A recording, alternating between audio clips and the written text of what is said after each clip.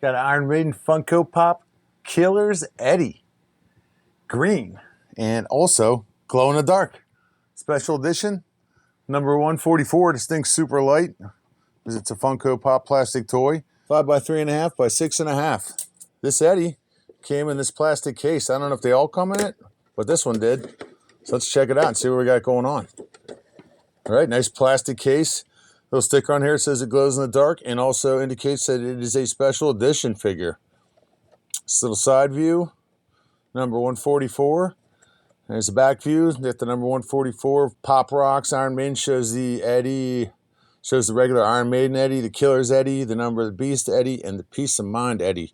Boy, I love those albums. I'm a huge fan of Iron Maiden. Here's the other side. And on the bottom here, we have some information in regards to Funko and the UPC and so forth. But let's open this guy up and take a look. Get this light on him. I'm messing up Eddie's light. Sorry, buddy. So he's in a nice little plastic case. We'll pull him out here. Stands right in there. Look at that. Stand him up if you want on your fireplace mantle, like any good Iron Maiden fan. We got some stuff written on the bottom of his feet. Shows you the year of manufacture and some other information. He has his Eddie Bloody Axe right there. His green torn jeans. Looks like the Hulk. And there's the back side of him. The top. The bottom. Looks like he's just standing there. So let's get a little shot of how tall he is. He's about 4.5 inches tall.